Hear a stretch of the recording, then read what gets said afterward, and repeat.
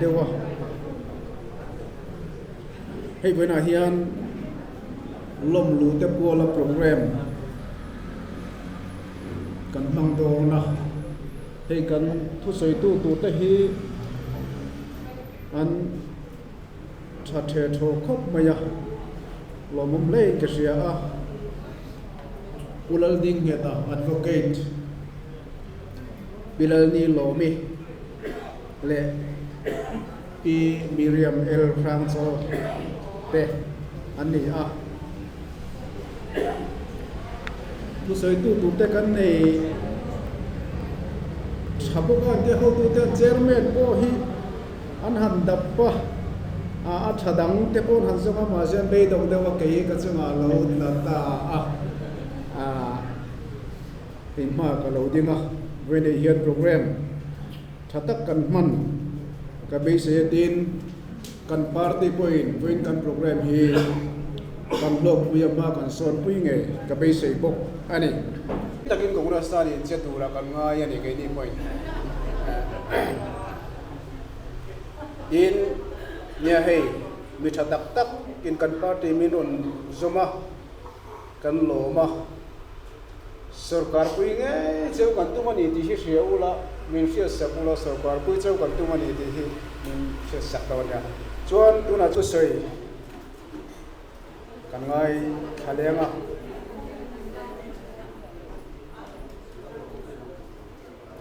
tu soi hi zai kan boi pui yang deu hian tu soi po hi a boi pui dan nang khau ma zai kan boi pui yang hian boi pui ve la thang pi lal ni lomi former chief manager SBI ani point adu zong te aron senga hun hi fix som lova tu le tha te angin hun mang tu ri lo so long lu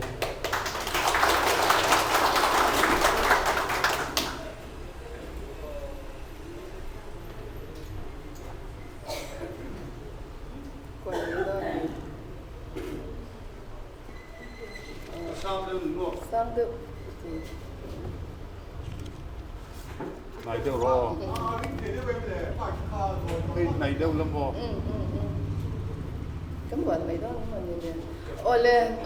pu chairman le helai members om tak tak local committee in zaba in chibai kabuk chewa vo india helaya kan kwala hun in han siam ro pui katia ke ni te lul en kan ni lo nen ro pui em min wan pa hola min lom lu ta wan pa hola kan lu don ti kan riat kan ang bubula kadut le lo mayang kasak kadu lo lutuk tu tia katia I ho mai min tia lo le lo mai te na ka do papa na hilaya ti han kan ti bek bek do de mo katia lo ro pui em mai sia ka in chir le lo ang ring fiao ko kani ti te ka kan soya soi to ang khanin state bona te kanom bea go hatia ko omlai chuanin Rajiv Baban Congress Baban tunga kwan ka oma Rajiv Baban tanga building panina mi puria ta te an chiang an chu building panina juro ka oma ka thian chen khan te an fiam thoin ipa chuladam seo Baban tunga yom ti a thaban muang don em min ti thin ani chuan fiam tu sei na tak te gan mang thina khoya po omila congress a lo chuan vote te hi kan thak ngai lova kapa thucha ania khoya po omla congress a lo chuan vote thak lo tu ra ti thin ani chuan kum sang hi som pariat lai kum lai hol vela khan Mizoram a ka lo chua ka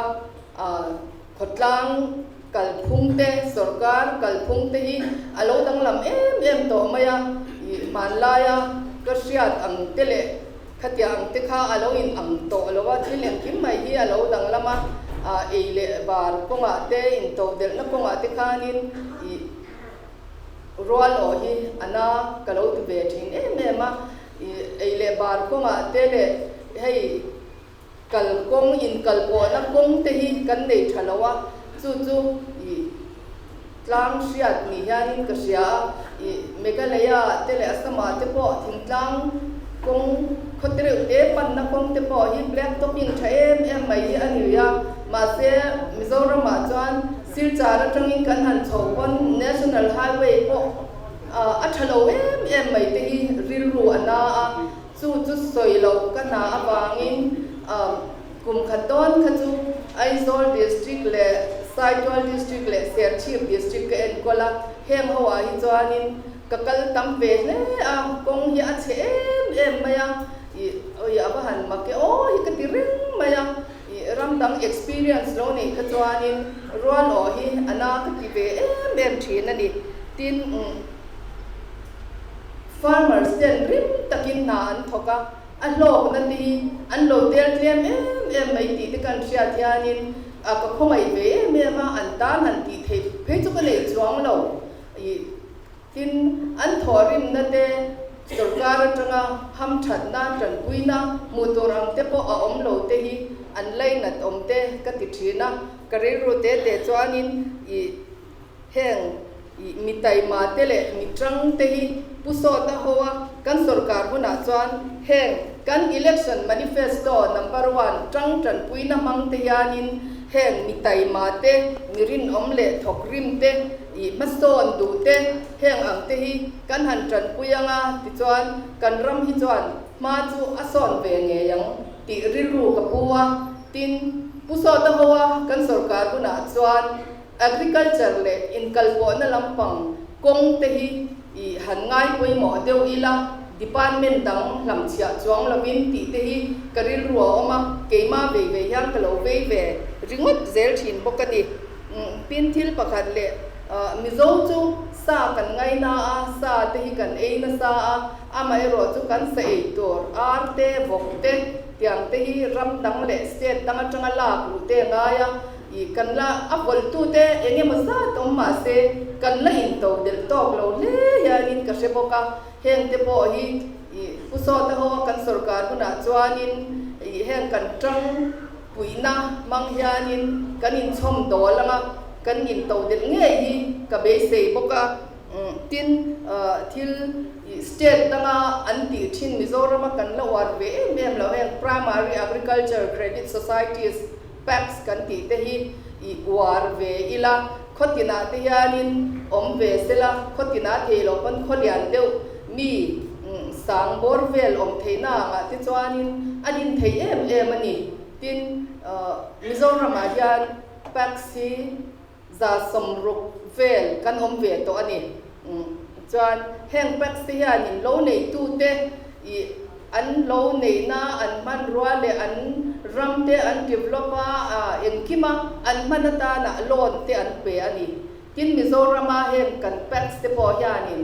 short term te medium term agriculture loan te an pe ve thei veka i hen KCC kan ti te biak in loan kan tiang te po hi an pe a khotam taka chuan PACS kal tlang hian PACS atang hian biak in loan te po an la i chu wangin hei thingtlang kho chen khata chuan biak in thatak tak te kan mu hi heng te hi PACS tran puina ania chu wang chuan i PACS te kan din tam chuan farmers te le kun na thok tu khalama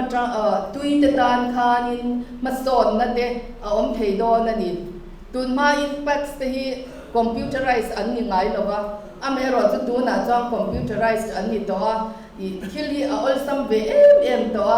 i PACS chen khat te chu balance sheet cheng crore som nei te po an omani chen khat chu an lian em khofing dewa te chuanin an mang tangkaya i khatyang khan ma son nan an manga heng te po hi puso to ho kan sarkar huna chuan PACS te hi din kan waranga kun na thok tu te in an lo mang tangkai nge do na ni ti te kha kan soya tin ma ni ve zong zong le na thon na lam kai hoi deu te pumo ai hi ni lo za lo sela adwaya hianin bank ka thok ni maila adwaya yang ka thok ve thowa state level bankers committee i Mizoram pung puya bank te heng hi ka en kola ani hi kan chairman ania ke coordinator kania adwaya hian akai swai na noya hian kan thoka i atangkai thanem ni angaya aba fel emo hi ka ti thina i kan thiam lo le hriat lo te po hi thatak khian mi hi agai the ani ti kha kan soya henga SNBC ka en kolawangin government sponsor scheme kan ti heng mudra loan te PMEGP Stand Up India kan ti tele National Rural Livelihood National Urban Livelihood Mission heng ang te hi Mizoram hianin kan nga lawani abi takin heng private banks te pay chuanin an pe thadu lawa meeting apya nga hianin hawang chehi katia atro lang zel hianin an hawa tiang vel te chuanin kan khosa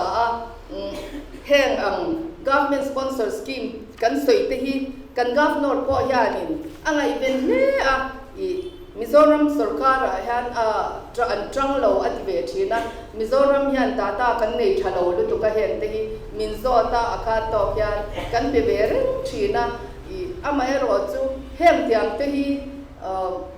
kan ram kan state ta hi chuan ben kho chuina an ti tur an malang na awareness campaign te an nei na tura hianin kan ngaya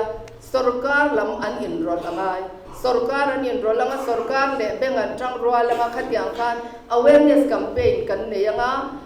mi puite thalai na nei lo te le he kan thalai entrepreneurs dam tak an hetiang ang tena eizon na ngel hette bul an tran na tur te in heng ang government sponsor scheme te ani thei ani chung te chu kan tu kan fa te shedu an chuanin min lo zot mai sela helaya chuanin azong song han soi te kha arem lowa tin timira mi hi hun pe tam kan wa di bitang teu khan ke po chuwang chuanin hun tam po hi kala don lo ani ti te kha kan soi le a tin Mizoram chuan kan sum dom na te kan industry te thil han ti ila micro hi ani feka SME MSME kan tianga te po micro level hi ani feka achan chu micro business akhanin 5 crores kem atheya small akhanin te na tanga 25 crores khatyang kha ania aba kha chu 250 crores kha media madilia khatya ang tur ka chanin engma hi kan nei lowa chuwang chuan kan thalai entrepreneurs te hianin helam pang kong te hi zo sela kan trang puina kan manifesto hemi trang puina mang hianin chom dol na te an hu anga chuwang chuan he trang puina hi mang trang kai tur hianin ka fuin ka cha ve du bok ani tin heng central sarkar government sponsor scheme kan ti mai te hi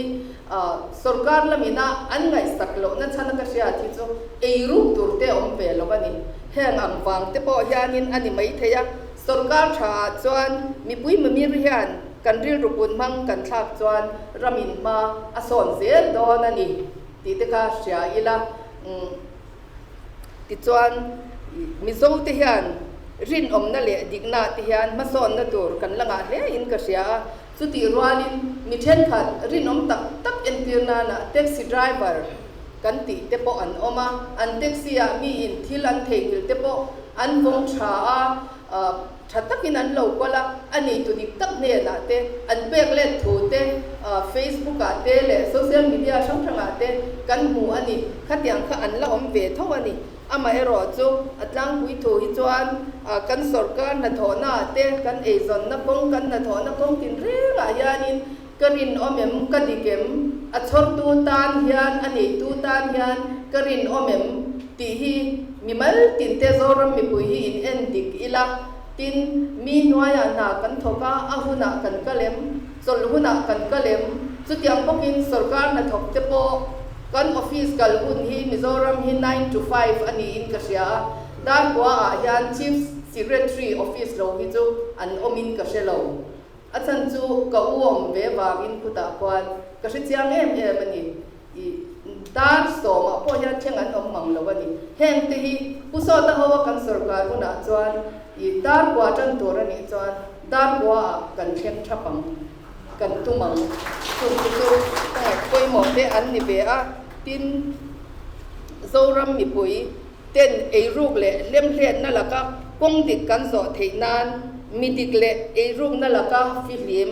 pulal sto ta kai shwai na hi arin tlakin azui tla ber ani ti isethar ang u ato bera chuan kan sa khwa Christian na te kan ram te kan zalen na te vong him tur hian Congress Party lo chu India rama hian om lo ani ti khasia ila Congress Party chu man lai pune ruwa te hun lai trak to a nam nu fual Harijans Dalits kan ti untouchables anti thin khatyang ang ho te ta na an ma khwa nga ya an ni ho choi kan du tu an ni a nam te ber ke ni ang ho India mar chaka om te tan po hianin kan chor le ani hi mi chen khaten Congress hun lai mun Christian te ti du da na a om tho te an ti a amai ro chu khanga ati du da tu te po kha RSS te Bajrang Dal te le an tho ui BJP te tho an ni ti sia ila Congress mi hian Christian te an ti du da ngai lo an kom him zo ka ni ti kha ise thara ko Congress Party hi chu sa khote naw zok te le miri theite ma kho ngai tu adia chu wang chuan puso ta howa Congress Party alo sarkar the nge na turin kan zawai hian tran ila angu Congress Party lo full se ro se alo he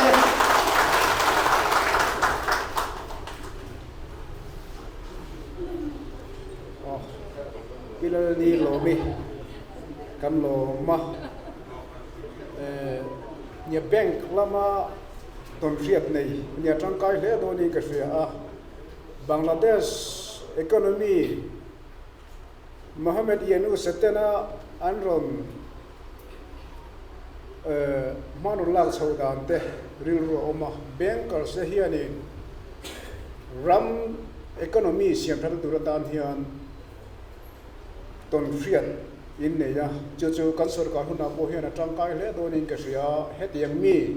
Congress Party na kan nei po hi alomom hle in ka sia a achunga lom thu ka sei du pok ani tuna chu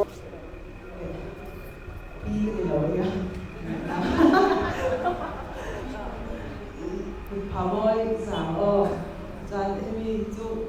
asa thiam lo ni kha sa thap be shin Congress ni chuan man sa vai Macedonia ding te kam